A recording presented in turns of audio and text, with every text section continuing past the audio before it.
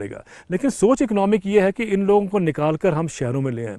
तभी हमारे यहाँ इंडस्ट्री अब कहती है कि अगले 4 साल में हम 30 करोड़ जॉब्स क्रिएट करेंगे। आपको हैरानगी होगी शशि जान के कि 30 करोड़ जॉब्स तो हमने आज़ादी के बाद नहीं क्रिएट किए। अब ये है कि इनको निकालिए गांव से निकाल के शहरों में जो आएंगे, ये दिहाड़ी मजदूर जो है ना, बड़े बड़े हाईवेज़ बन रहे हैं, रिटेल्स जो बिल्डिंग्स आ रही हैं, रिटेल इस्टेट बढ़ रहा है, तो उसके जो रियल इस्टेट बढ़ रहा है, उन सब के लिए जो लेबर की ज़रूरत है उसको हम जॉब एम्प्लॉयमेंट कहते हैं। तो ये जॉब एम्प्लॉयमेंट को देखिए, इसलिए आपने कहा था महत्व क्या है इसका। मेरा ये कहना है कि आज अगर एग्रीकल्चर ही एक ऐसा सेक्टर है जो देश की इकॉनमी को रीबूट कर सकता है, क्योंकि आज जॉब क्रिएशन पिछले 12 साल में मात्र 1.5 करोड़ जॉब्स क्रिएट हुए हैं, जबकि हर साल 1.5 करोड़ होने चाहिए थे। तो आज अगर जॉब क्रिएट हो सकते हैं या जॉब हैं, उसको गेनफुली कैसे एम्प्लॉयमेंट की जाए, उनको कैसे उसको और इकोनॉमिकली वायबल बनाया जाए, वो एग्रीकल्चर है। गाँवों से पलायन रोकना है, ये भी बड़ी बात है। लेकिन नीति जो निर्धारक हैं हमारे अभी के नहीं, इंटरनेशनल और नेशनल सोच है वो ये है कि जब तक गांव से लोगों को शहरों में नहीं प्लान करवाओगे तब तक वो इकोनॉमिक ग्रोथ नहीं होगी। मेरा मानना है कि ये गलत है। हमें उल्टा करना चाहिए, हमें एग्रीकल्चर को प्रॉफिटेबल बनाया जाता है कि लोग जो है शहरों से प्लान जो है गाँव से शहरों के जो प्लान करते हैं वो ना करें। शहर इतने बढ़ रहे हैं, इतने आप जान ओवर लेडन हो रहे हैं, शहर कोलैप्स कर रहे हैं, गांव खाली हो रहे हैं। ये डेवलपमेंट का मॉडल नहीं होना चाहिए।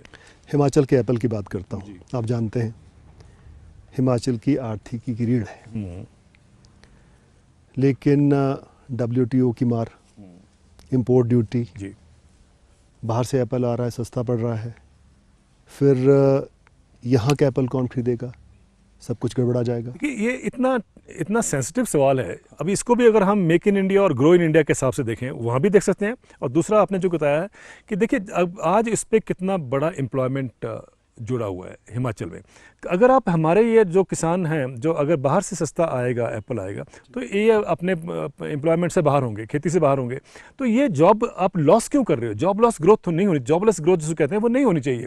एम्प्लॉयमेंट हमें और क्रिएट करनी चाहिए। अब देखिए इंटरेस्टिंग बात कहूँगा, तो अनरेस्ट होता है यूथ में, होगा, बढ़ेगा, तभी क्राइम बिल्कुल बढ़ेगा। अब देखिए अब बड़ी इंटरेस्टिंग है कि अमेरिका में जो एप्पल है वो चाइना से लेके इंपोर्ट करते हैं। वो जो उनका वॉशिंगटन एप्पल है जो कि वहाँ नहीं वो खाते, वो भारत में एक्सपोर्ट करते हैं।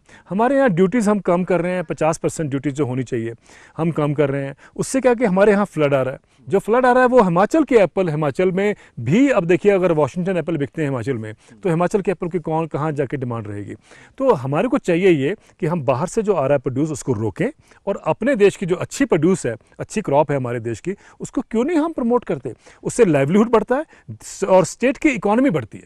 आप 75 देशों में गए, क्या अनुभव रहा आपका विज़ आवर कंट्री? लेकिन मैं आपसे बताना चाहता हूँ कि हमें ब्लाइंडली उन देश के मॉडल को नहीं फॉलो करना है, क्योंकि दिक्कत हमारी परिस्थितियाँ अलग हैं, हमारी सिचुएशन अलग है, हमारी कंडीशंस अलग है, हमारा देश के आगे फ्यूचर जो हमारा देखें वो भी अलग निकलता है। क्योंकि हमारे देश में आज अगर आप ये मान के चलें, जो वर्ल्ड बैंक हमें कहता है कि 40 करोड़ लोगों को गाँव से शहरों की तरफ लेके आइए, वो अमेरिका में ठीक हो सकता है, लेकिन हमारे देश में आप सोचिए कैसे होगा। 40 करोड़ लोग आप शहर में लाएंगे, अब देखिए क्या हमारे देश का विकास मॉडल होगा अगर ये होगा। बाहर के देशों में यह है कि हमें उनसे सीखना है कि आज क्लाइमेट चेंज का जो इशू है, आज जो कंटेमिनेशन पानी की, पर्यावरण की, वो सारी जो मॉडल है, अगर वही हम ब्लाइंडली फॉलो करेंगे तो हमें कम से कम हमने सबक क्या लिया। हमें उनके चैलेंजेस को उसको देख के कि क्या उनके प्रॉब्लम्स हैं वो हमें बोरो नहीं करनी है, हमें सबक लेना चाहिए। लेकिन अनफॉर्चुनेटली हम लोग जब बाहर जाते हैं तो हम वहाँ से चीज़ें लाना चाहते हैं, अपनी चीज़ देना चाहते हैं। मैं छोटा सा उदाहरण दूँ आपको, यहाँ पर आपको हैरानगी होगी, हम लोग जो वाटरशेड मैनेजमेंट की बात करते हैं, हिमाचल में भी होता है। वाटरशेड मैनेजमेंट हम अमेरिका से लेके आए थे, जिसको रिच टू वैली कहते हैं। कोई बात नहीं, हम ले आए, हमने ब्लाइंडली सारे देश में फॉलो कर दिया। आपको मैं जब पीछे अमेरिका जाता हूँ तो मैंने देखा कि अमेरिका की टेक्सास AM यूनिवर्सिटी है, वहाँ पर जो वाटरशेड मैनेजमेंट सिस्टम है वो जो है वो तमिलनाडु का सिस्टम वहाँ फॉलो करते हैं। हमें खुद नहीं पता तमिलनाडु में क्या होता है, हमें खुद नहीं पता हिमाचल प्रदेश में क्या वाटरशेड सिस्टम है, हम अमेरिका से लेके आते हैं। तो हम अगर अपनी लोकल पद्धतियों को हम प्रमोट करें, ट्रेडिशनल नॉलेज को, ट्रेडिशनल जो रिसोर्सेज हैं, तो हमारी बहुत स्ट्रेंथ हो सकती है। एक और मैं उदाहरण दूँ छोटा सा, हमारी गाय, हमारी गाय, हम गाय प्रधान देश हैं, ये भी हम जानते हैं, लेकिन कभी आप भी सोचते होंगे कि हमारी गाय सड़कों पे घूमती हैं, क्या हमारी गाय निकम्मी है? देसी नस्लें जो हैं, आपको हैरानगी होगी कि Brazil has now become the biggest exporter of Indian breeds of cows. हमारी नस्लों का सबसे बड़ा एक्सपोर्टर आज ब्राज़ील बन गया है। हमारी गिर, हमारी साहिवाल, आपकी राठी, ओंगोल, वो ब्राज़ील एक्सपोर्ट कर रहा है और हमारी नस्लें हैं वो। तो इसका मतलब है कि कहीं हम ब्लाइंडली चल रहे हैं ना? क्यों नहीं, अगर हमने उनको बिल्डअप किया होता तो हमारे देश की नस्लें जो हैं आज ये सड़कों पर नहीं घूमती। और ये आपको दूध की मात्रा कहते हैं, हमारी देसी गाय जो है 2 किलो दूध देती है, हिमाचल में भी सुनते हैं आप 3 किलो दूध देती है। हमारी जो गिर गाय है ब्राज़ील में 73 लीटर दूध देती है।